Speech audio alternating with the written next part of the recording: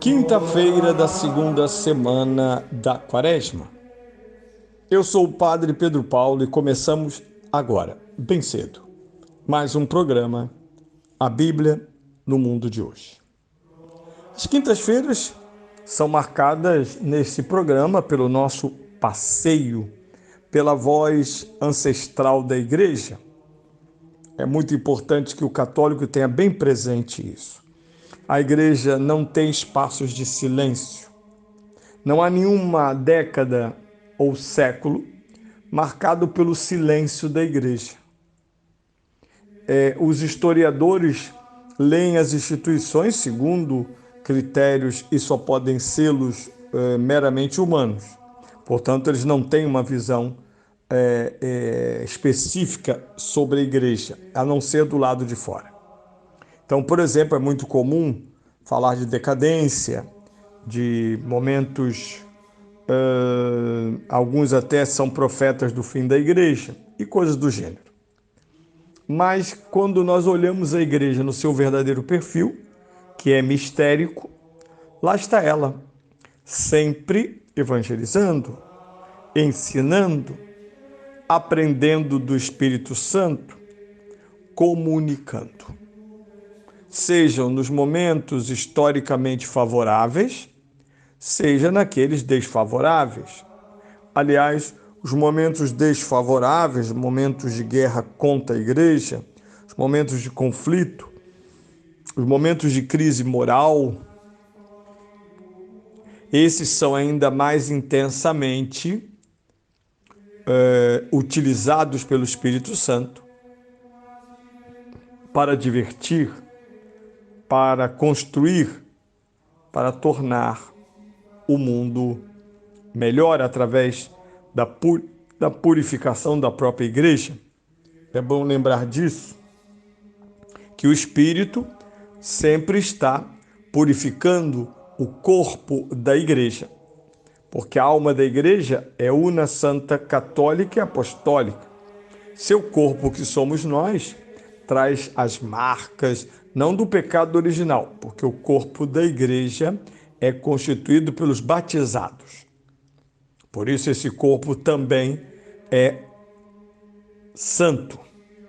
Porém, como nós somos concupiscentes, isto é, recaímos no pecado já perdoado, já cancelado, quase que não renovamos o pecado original, mas atualizamos consequências do pecado original, é natural que o Espírito Santo sempre purifique a Igreja, de modo que um dia nós experimentemos plena e definitivamente aquilo que é, através dos sacramentos, a missão do Espírito Santo, apresentá-la, diz São Paulo aos Efésios, apresentá-la pura, sem ruga, sem mancha, bela, resplandecente, apresentá-la ao esposo, ao Cristo.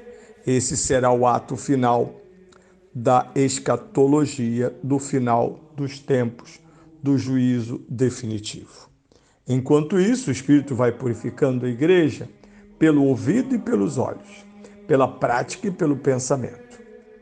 E tudo isso gera frutos de grande beleza, de grande inteligência e contra a crítica feroz de ateus, ativistas, de que a Igreja atrasa a humanidade.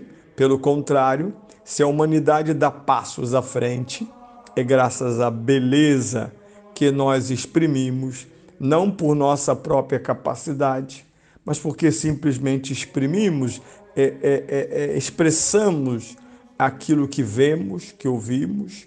Diz a introdução à primeira carta de São João, o seu proêmio, aquilo que vimos, tocamos sobre o verbo da vida.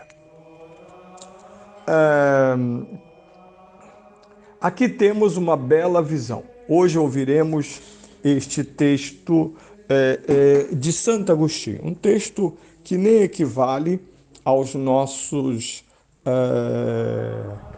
ao nosso, ao nosso evangelho de domingo. Pelo contrário, trata-se de um evangelho relacionado ao tema do próprio tempo da Quaresma. Santo Agostinho comenta o capítulo 4 do Evangelho de São João.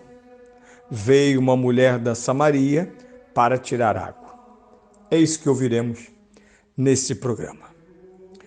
Lembrando que Santo Agostinho é um sábio e um santo, um pastor supremo, um bispo do norte da África, no 5º século depois de Cristo. Veio uma mulher. Esta mulher é figura da igreja, ainda não justificada, mas já a caminho da justificação. É disso que iremos tratar. A mulher veio sem saber o que ali a esperava.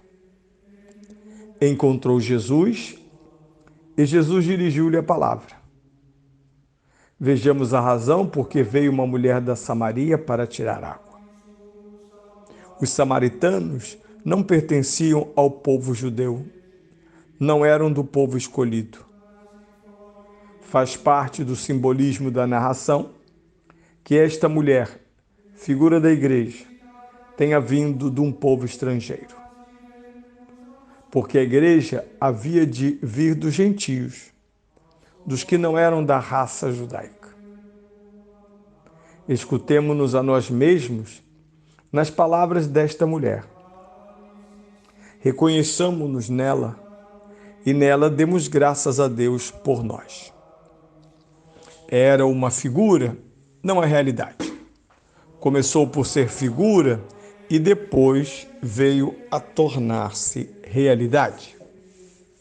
De fato, ela acreditou naquele que desejava fazer dela figura de nós mesmos. Veio para tirar água. Vinha simplesmente tirar água, como costumam fazer os homens e as mulheres. Disse-lhe Jesus: dá-me de beber. Os seus discípulos tinham ido à cidade comprar mantimentos. Respondeu então a samaritana: como é que tu, sendo judeu, me pedes de beber a mim que sou samaritana? Os judeus, na verdade, não se dão com os samaritanos. Bem vedes que se trata de estrangeiros. Os judeus de modo nenhum usavam os cântaros dos samaritanos. Como esta mulher trazia consigo um cântaro para tirar água, ficou admirada por um judeu lhe pedir de beber, coisa que não costumavam fazer os judeus. Mas aquele que pedia de beber a mulher tinha sede da sua fé. Repara agora naquele que pede de beber. Jesus respondeu-lhe: se conhecesses o dom de Deus e quem é aquele que te diz, dá-me de beber, tu é que lhe pedirias e ele te daria água viva. Pede de beber e promete dar de beber. Apresenta-se como necessitado que espera receber, mas é rico para dar em abundância. Se conhecesses o dom de Deus. O dom de Deus é o Espírito Santo. Jesus fala ainda veladamente à mulher, mas pouco a pouco entra no seu coração e a vai ensinando. Que pode haver de mais suave e bondoso do que esta exortação? Se conhecesses o dom de Deus e quem é aquele que te diz, dá-me de beber, tu é que lhe pedirias e ele te daria água viva. O Senhor, qual é a água que ele há de dar, senão aquela de que está escrito: em vós está a fonte da vida? E não podem passar sede os que se inebriam com a abundância da vossa casa. O Senhor prometia o alimento e a abundância do Espírito Santo, mas ela ainda não compreendia. E na sua incompreensão, que respondia? Senhor, diz-lhe a mulher, dá-me dessa água para que eu não sinta mais sede, nem tenha que voltar aqui para tirar água. A sua necessidade obrigava a trabalhar, mas a sua fraqueza recusava o trabalho. Se ao menos ela tivesse ouvido aquelas palavras, vinde a mim, vós todos que vos afatigais e andais sobrecarregados, e eu vos aliviarei, lhe dizia Jesus, para que não se afadigasse mais. Mas ela ainda não compreendia. Com essas palavras sábias de Santo Agostinho, que devem nesta quinta-feira, nos fazer meditar sobre a nossa sede, nessa quaresma, sobre o encontro com Cristo e sobre as nossas incompreensões.